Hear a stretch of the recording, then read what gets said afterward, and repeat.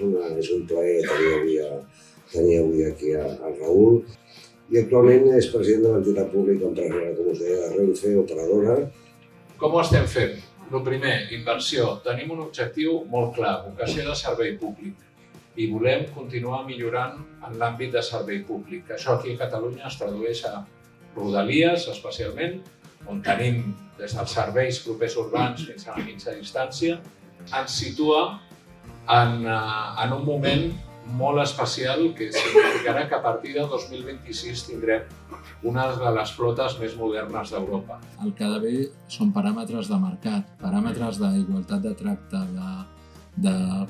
que Renfe és una operadora més, és la principal i és l'única que està present a tot el territori, equilibra territoris. El ferrocarril és un element, no ho perdem de vista, des de l'òptica de servei públic però també de serveis comercials.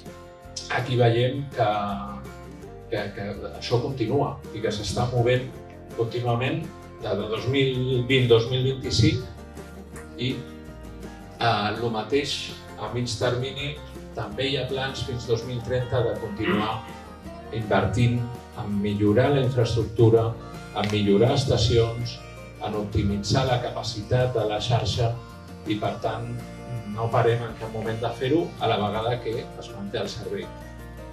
Obrir també la part internacional, Renfe Global, és a dir, Renfe té un potencial de coneixement i parlarem ara dels diversos nivells d'experiència que té el nostre país a nivell de servei públic, a nivell de serveis comercials, d'alta velocitat i com estem posicionats, veurem el mapa, en països com Aràbia Saudí, com Mèxic, com República Txeca, Eslovàquia i Estats Units, estem participant en projectes arreu, a França, a Canadà i, per tant, aquesta visió també de Renfe Internacional. Renfe Corporació, explicar molt, com farem avui, tot el que implica, tot el que és Renfe i, finalment, això qui ho fa és l'equip de Renfe. Aquestes 16.000 persones que conformem Renfe i que són el talent i són l'actiu principal que té la companyia, des dels que veieu que estan a servei al client fins als que estem en altres